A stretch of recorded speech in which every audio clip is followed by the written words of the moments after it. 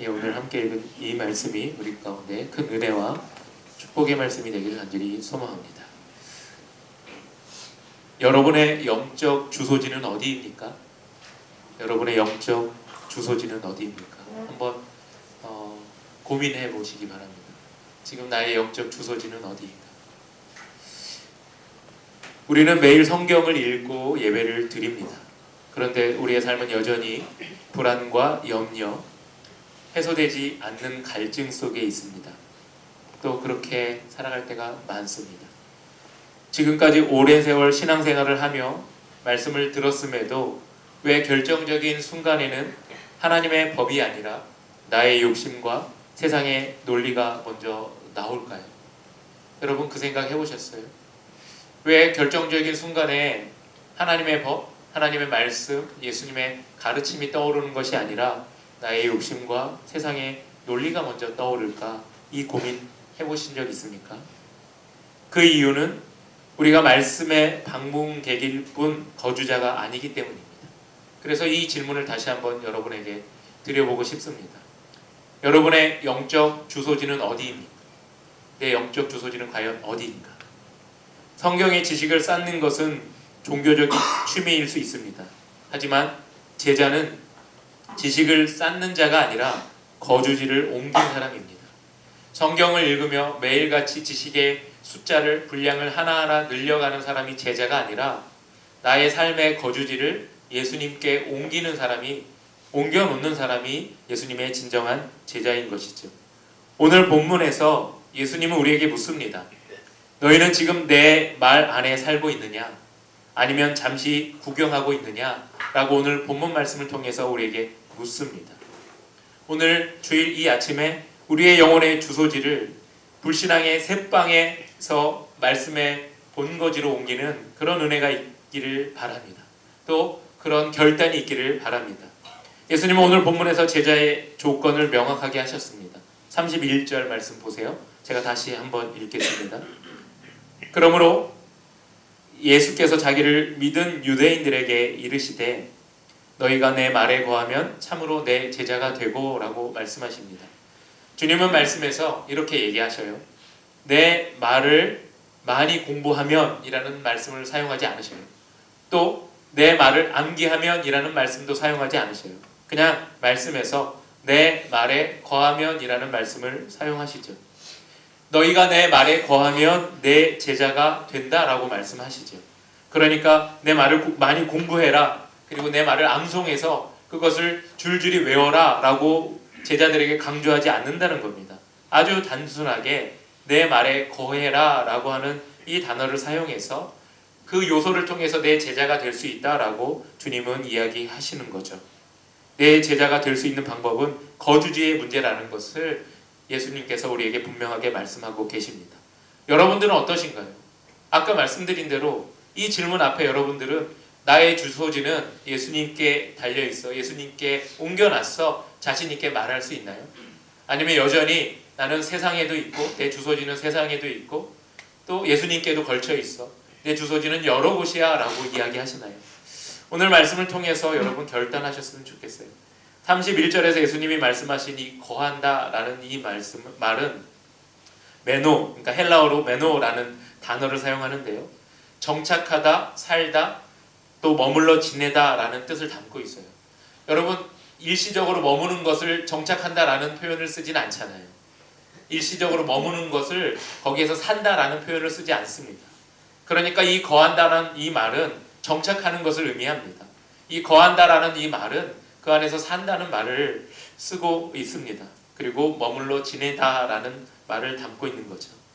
그러니까 예수님 안에 거한다는 것은 정착하는 것이고 그리고 그 안에서 사는 것이고 그리고 머물러 지내는 것을 의미합니다. 이 말을 조금 더 설명해 보자면 이런 말입니다. 방문객이 아닌 거주자의 삶을 한번 여러분 생각해 보시기 바랍니다. 우리는 말씀을 대할 때 마치 관광객처럼 행동할 때가 많습니다. 그러니까 말씀을 읽을 때 이 말씀은 나 아닌 다른 사람이 적용해야 돼, 다른 사람이 들어야 돼, 다른 사람의 말씀으로 그 사람이 받아야 돼 라고 생각할 때가 많죠. 그러니까 주인으로서 그 말씀을 내가 받아들이고 순종하고 나 자신에게 적용할 말씀으로 대하는 것이 아니라 이 말씀을 다른 대상에게 적용할 대상으로 말씀으로 여긴다는 겁니다. 주일 예배 시간에 잠시 말씀이라는 거룩한 공간에 들려 이 공간 안에서 나는 말씀이라는 이 거룩한 이 행위 이 공간 안에 있어 라고 하면서 감탄할 때가 있다는 거죠. 그러면서 이제 지내면서 내 신앙에 대해서 만족하는 경우가 너무 많습니다. 그리고 나서 다시 내가 익숙한 일상의 집으로 돌아가죠. 그리고 그 안에서 다시 평안함을 누리는 겁니다. 하지만 주님은 말씀이 우리가 잠시 들르는 휴양지가 아니라 우리가 먹고 자고 숨쉬는 집이 되기를 원하십니다. 우리는 말씀이라는 그 공간 안에서 영원히 살기를 주님은 원하시는 거죠. 그래서 제자들에게 이렇게 얘기하시는 거예요. 너희들 그 안에서 거해야 돼 라고 제자들에게 말씀하시는 거예요. 너희들 그 안에서 잠시 머물러 봐. 그 안에서 잠시 지나가 봐 라고 이야기하시지 않는다는 거예요. 그 안에서 온전히 머물러야 돼, 거해야 돼 라고 하는 거죠. 또 이 거한다는 말을 조금 더 다른 설명으로 해보자면 상황보다 말씀, 감정보다 말씀에 집중하는 것을 말합니다. 말씀에 거하는 사람은 위기가 닥쳤을 때 자신의 감정이나 세상의 상식을 먼저 떠올리지 않습니다. 어떤 위기 상황 속에서 어떤 사람은 이 위기를 어떻게 극복했지? 다른 사람은 이 상황 속에서 어떤 감정을 갖지라고 따지지 않는다는 거예요. 말씀에 거하는 사람은 말씀을 통해서 위기를 보는 사람입니다. 말씀을 통해서 어려움을 해결하려고 애쓰는 사람이죠. 그런 사람의 행동은 말씀 앞으로 나아가는 행동을 할 테고 하나님께 나와 기도하는 행동을 하겠죠. 하나님, 제 어려움이 있습니다. 고난이 있습니다. 난관이 있습니다. 이거 어떻게 해결해야 할까요? 하나님께 나와 기도하며 하나님께 고백하는 그 사람이 말씀 안에 거하는 사람이죠. 그러니까 위기가 닥쳤을 때의 감정이나 세상의 상식을 먼저 떠올리지 않고 이 상황에 대해 주님은 뭐라고 말씀하시는지 주님께 묻는 사람이 말씀 안에 거하는 사람이죠. 여러분, 제자를 한번 떠올려 보시기 바랍니다. 신약 성경에 나와 있는 제자들 떠올려 보세요. 예수님과 동행합니다. 그리고 예수님과 동행할 때 어떤 상황이 벌어지는 순간마다 예수님께 묻습니다. 선생님, 이럴 때 어떡합니까? 선생님, 풍랑이 치는데 이 풍랑을 어떻게 좀 해결해 주세요. 선생님, 지금 먹을 것이 없어서 저 수많은 사람들이 저 언덕에 머물러 있습니다. 저 사람들 어떻게 해야 합니까? 라고 예수님께 묻잖아요. 그러니까 말씀에 거한다는 것은 예수님께 묻는 행위를 반복적으로 해야 한다는 거죠. 그러니까 제자들이 예수님과 동행하면서 예수님께 늘 물어왔습니다. 기적의 때에, 그리고 어려움의 때에, 고난의 때에, 그리고 해결하지 못할 어떤 상황 속에서 예수님께 묻죠. 제자들이 예수님과 동행하면서 예수님께 묻지 않았던 때도 있습니다. 자기 생각을 그대로 예수님께 쏟아낸 적도 있죠. 베드로도 그랬어요. 예수님 죽으시겠다고 하는데 우리가 어떻게 해야 할까요? 묻지 않았어요. 예수님 지금 죽겠다고 하시니 제가 칼을 들어서 저들을 물리치겠습니다 라고 할 때 베드로 무슨 얘기를 들었나요? 사단아, 내 뒤로 물러가라, 이렇게 예수님 말씀하시잖아요. 예수님께 물을 때는 예수님께서 그 답을 알려주시죠. 그런데 자기 생각을 예수님께 고집할 때에는 예수님께서 경고하시는 장면을 우리는 말씀 속에서 수없이 많이 봅니다. 예수님과 동행해도 예수님께 묻지 않을 때가 있어요.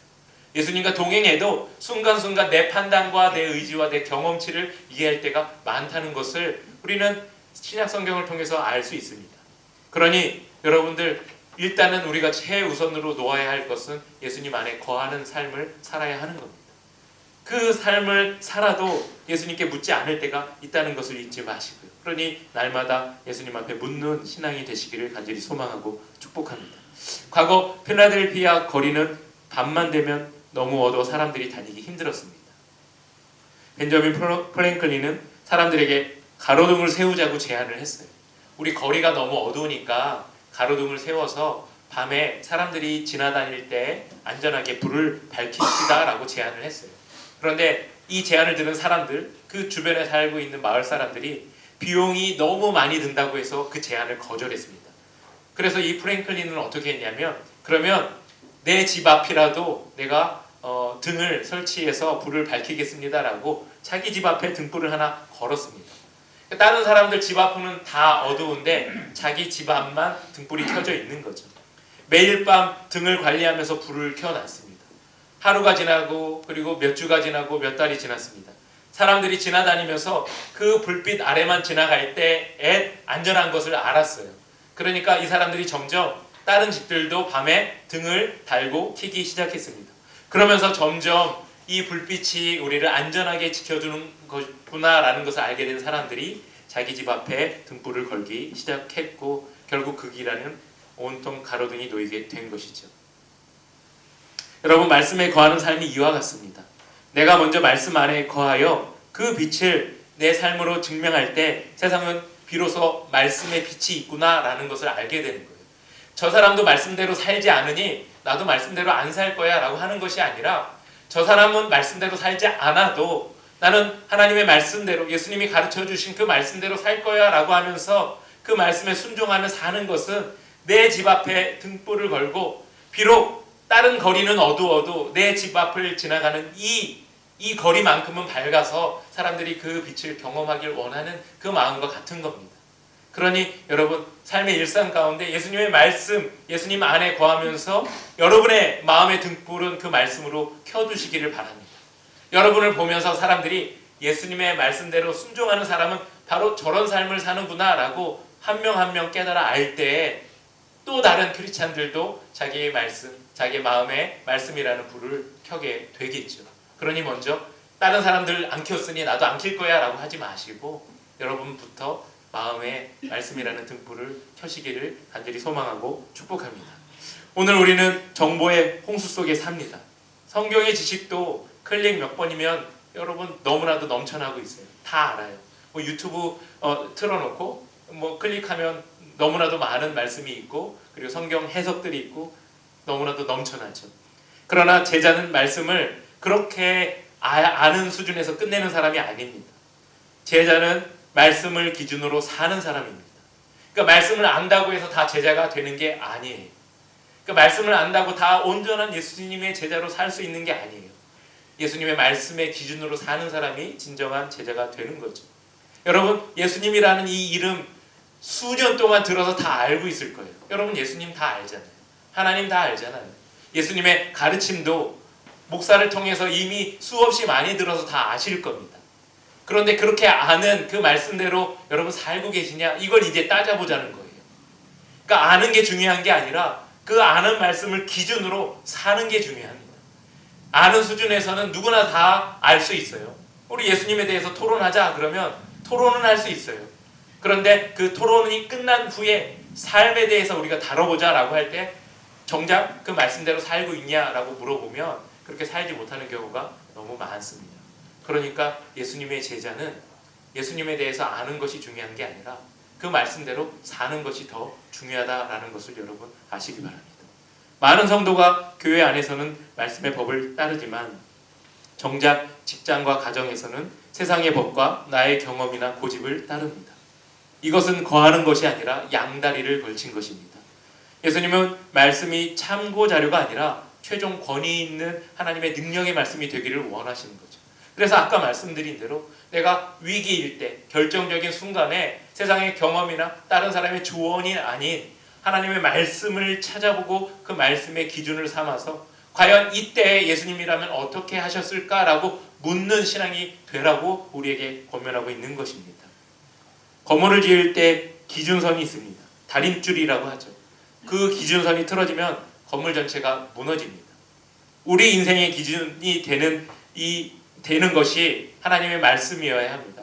우리 인생의 기준이 되는 것이 내 경험이나 타인의 시선이 될 때에 우리 인생이 흔들리게 되어 있습니다. 그래서 여러분, 지금이라도 이 다림줄이 되는 하나님의 말씀, 이 기준을 바로 잡고 세우시기를 바랍니다. 그럴 때 우리의 삶에 있어서 경제활동이나 자녀 문제나 대인관계의 기준을 올곧게 세우고 그리고 흔들리지 않게 기준을 잡고 해결해 나갈 수 있다는 거죠. 영국에 있는 옥스퍼드 대학에 한 오래된 건물 대강당이 있습니다. 그 대강당은 거대한 참나무로 석가래가 놓여 있습니다. 600년이 지나자 그 석가래가 썩어서 교체할 상황이 됐어요.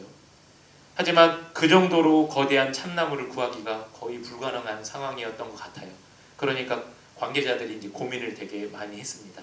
그때 그 대학을 관리하는 그 관계자가 딱 나타나서 그런 말을 하는 겁니다. 숲속에 들어가면 그 나무, 그 건물 석가래로 쓸 수 있는 나무가 있다는 거예요. 그래서 사람들이 물어봤죠. 아니 그 나무가 그 숲에 왜 있는 겁니까? 라고 물었을 때 그 사람이 대답하기를 600년 전에 이 건물을 지으면서 이 건물에 쓰는 그 석가래 나무를 짓고 동시에 그 숲에다가 그 나무를 나중에 이 석가래 나무가 썩어서 없어질 것을 대비해서 똑같은 종류의 나무를 그 숲에 심었다는 거예요. 그리고 이 나무가 건물에 있는 석가래 나무가 썩어서 없어지면 그 나무를 배다가 쓸 수 있도록 관리인들에게 계속 전달하면서 그 관리를 할 수 있도록 지시를 했다는 거죠. 놀랍지 않습니까? 대대로 석가래를 지탱하기 위해서 그 건물을 지으며 지탱할 수 있는 그 수백 년 전에 그 나무를 심었다는 것이 놀랍습니다. 수천 년 전 하나님께서는 예수님을 통해서 우리에게 그와 같은 말씀을 주셨어요. 시간이 가도 변하지 않는 말씀, 시간이 가도 기준을 삼을 수 있는 그 말씀을 우리에게 주셨죠. 그러니 우리는 힘들고 어렵고 우리의 기준이 무너지는 순간마다 그 말씀으로 돌아가서 어떻게 기준을 삼을까라고 말씀을 통해서 석가래를 놓으면 됩니다. 그러면 우리에게 다시 그 기준이 허락되는 거죠. 여러분 32절 한번 읽어볼까요? 제가 읽겠습니다. 32절 보세요. 진리를 알지니 진리가 너희를 자유롭게 하리라 라고 합니다. 진리를 알지니 진리가 너희를 자유롭게 한다라고 이야기하죠. 여기서 안다는 것은 지적인 동의가 아니라 말씀의 거함으로 얻어지는 체험적인 고백을 이야기합니다. 물고기가 물 안에 있을 때 가장 자유롭듯 그리스도인들은 말씀 안에 거할 때 가장 자유롭습니다. 세상은 말씀이 우리를 구속한다는 말로 우리를 유혹하지만 사실 말씀은 우리를 죄와 사망으로부터 구하고 보호막을 쳐주는 하나님의 능력이 되는 거죠. 말씀에 깊이 거하면 우리의 삶에 세 가지 자유가 찾아옵니다. 첫 번째는 비교로부터 자유로워집니다.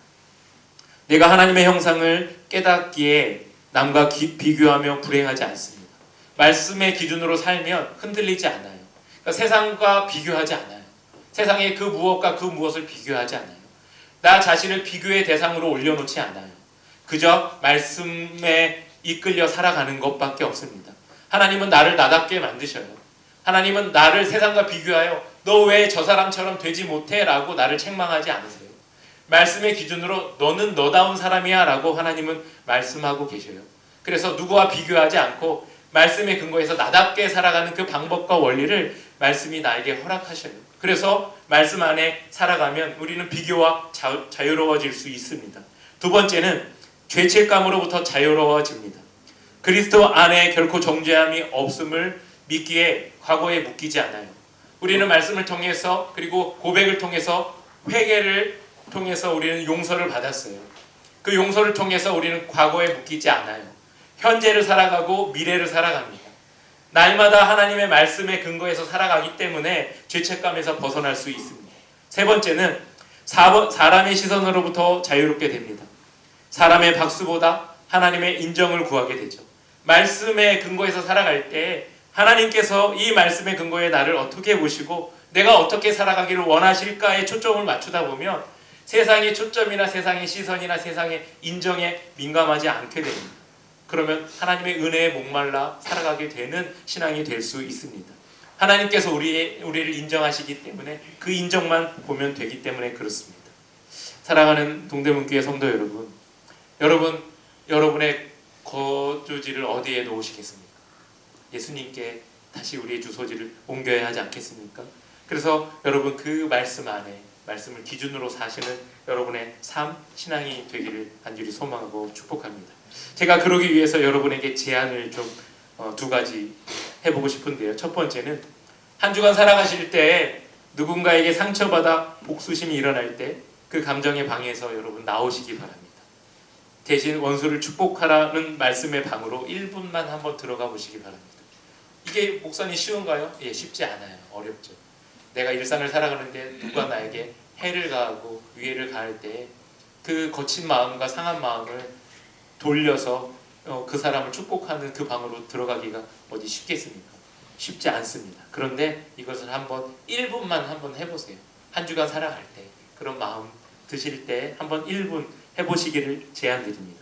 두 번째는 내 유익과 하나님의 영광이 충돌할 때 기꺼이 내가 손해보는 쪽을 한번 선택해 보시기 바랍니다. 이것도 쉽지 않습니다. 내가 하나님이 원하시는 방향으로 선택할 때 손해본다? 이거 어떻게 내가 쉽게 선택하겠습니까? 그래도 우리의 거주지를 예수님께 옮기기 위한 작은 실천이라고 생각해 보시고, 내 유익과 하나님의 영광이 충돌할 때 내 유익을 버리고 하나님의 영광을 선택하는 그 선택을 한 주간 살아갈 때 한 번이라도 한번 해보시기를 간절히 소망하고 축복합니다. 우리가 말씀에 거할 때 주님은 우리를 참 제자라고 불러주십니다. 그리고 세상이 줄 수 없는 진정한 자유와 평안을 우리 삶에 가득 채워주실 것입니다. 여러분, 한 주간 예수님의 제자로 여러분의 거주지가, 나의 거주지가 어디에 있는지 확인하시면서 제가 제안드린 이 두 가지 실천의 방향을 한번 실천해 보며 살아가시는 여러분이 되기를 간절히 소망하고 축복합니다.